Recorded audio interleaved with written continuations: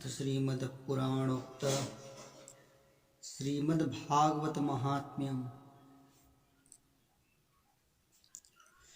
सच्चिदानन्दरूपाय विश्वोत्पत्त्यादिहेतवे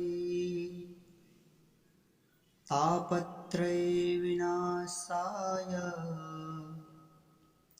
श्रीकृष्णाय वयं नमः।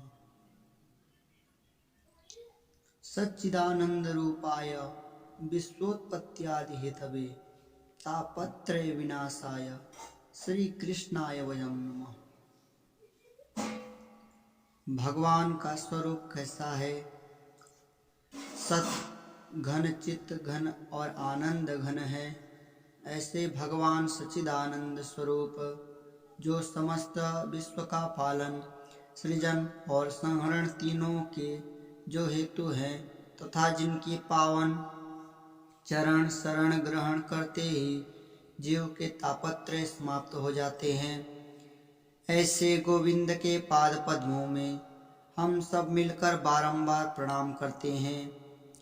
महाभागवत श्री सुखदेव जी का ध्यान करते हुए नैमिषारण्य की पावन भूमि में सूत जी महाराज शौनकादि ऋषियों से को यह मंगलमयी कथा सुना रहे हैं। हम भी अपने मन को वहीं लेकर चलें। 88,000 ऋषियों के मध्य श्री शौनक जी प्रधान श्रोता बनकर सबका प्रतिनिधित्व कर रहे हैं और आयु में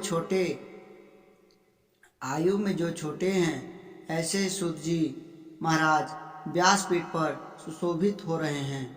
शौनक जी आयु में बड़े हैं पर वयोवृद्ध होकर भी श्रोता बनकर बैठे हैं और इनकी विशेषता यह है कि कथामृत रसास्वाद कुशलः, यानी भगवान का कथामृत पान करने में परम कुशल है। जब श्रोता बनकर बैठे हैं तो महान विद्वान और वयोवृद्ध होकर भी एकदम अनभिज्ञ बन जाते हैं। यही इनकी कुशलता है। आज शौनक जी सुत जी को नमन करके पूछते हैं, दूसरे श्लोक में क्या लिखा है? अज्ञान ध्वंत विध्वंस कोटि सूर्य समप्रभा सूताख्यायि कथा सारं मम कर्णरसायनम्।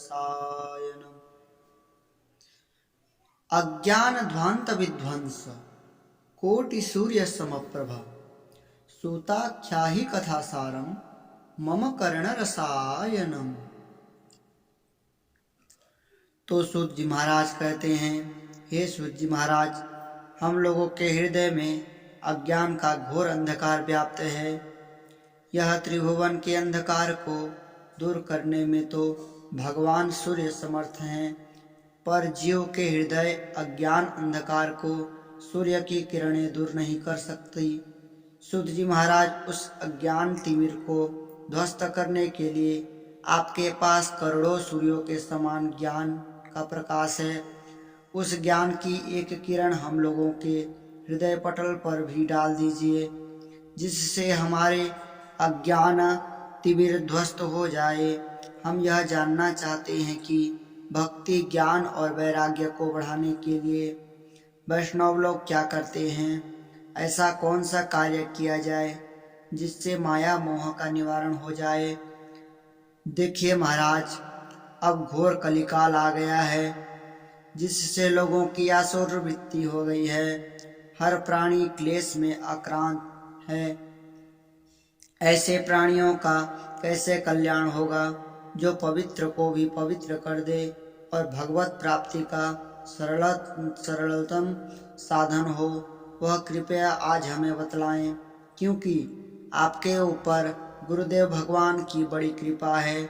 संसार में किसी को चिंतामणि मिल जाए तो जिस वस्तु का चिंतन करो वही वस्तु प्रदान कर देती है, और कल्प वृक्ष का यह चमत्कार है कि उसके नीचे जो कल्पना करो तो वह स्वर्ग की संपत्ति को भी प्रकट, पर चिंतामणि और कल्प वृक्ष में भी यह सामर्थ्य नहीं है कि वह परमात्मा को प्रकट कर दिखा दे या ब्रह्म साक्षात्कार करा दे। यह सामर्थ्य तो केवल गुरुदेव भगवान की कृपामयी छाया में है और वह आपको सदा प्राप्त है। इसलिए हे सूत जी महाराज, आपके लिए कुछ भी दुर्लभ नहीं है। जो बड़े बड़े योगियों को दुर्लभ है, वैकुंठ है, वह भी गुरु कृपा से अति सुलभता से प्राप्त हो सकता है। तीसरे श्लोक में लिखते हैं, चिंतामणिर्लोक सुखम सुरद्रो स्वर्ग संपदम प्रयच्छति गुरु प्रीतो वैकुंठम योगी दुर्लभम। चिंतामणि लोक सुखम सुरद्रो स्वर्ग संपदम प्रयच्छति गुरु प्रीतो वैकुंठम योगी दुर्लभम। अर्थात इसलिए हे सूत जी महाराज, गुरु कृपा का प्रसाद हमें भी कृपा करके प्रदान करे। सूत जी महाराज प्रसन्न हो गए और प्रमुदित मन से बोले, हे शौनक आदि ऋषियों, आपके मन में हमारे प्रति यदि इतना प्रेम और स्नेह है तो अब हम तुम्हें समस्त शास्त्रों का सार ही सुनाने जा रहे हैं, जो संसार के भय को दूर कर देगा। इसे आप सावधान होकर सुनिए। जब कोई व्यक्ति कोई कीमती वस्तु देता है तो देने वाले को सावधान कर देता है कि जरा संभाल कर रखिएगा। उसी प्रकार से वक्ता जब कोई विशिष्ट बात कहने जाता है तो श्रोताओं को सावधान कर देता है। सावधानतया तृष्णु। तो सूत जी महाराज कहते हैं, हे ऋषियों, संसार में सबसे बड़ा डर क्या है? तो सबसे बड़ा डर है मृत्यु। मरने का भय प्रत्येक प्राणी को भयाक्रांत रखता है और इसका नाम मृत्यु लोक जो आया है उसका जाना सुनिश्चित है। संसरति इति संसारः, यह सरकता रहता है, खिसकता रहता है। कोई कितना भी पकड़ने का प्रयास करे यह किसी की पकड़ में भी नहीं आता। तो संसार सरक रहा है और हम चाहते हैं कि ऐसा ही बना रहे हमारे साथ, और हमारे चाहने पर भी जब हमसे खिसक जाता है तो हमें बड़ा कष्ट होता है।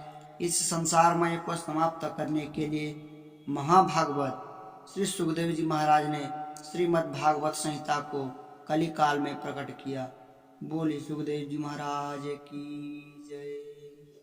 भागवत महापुराण की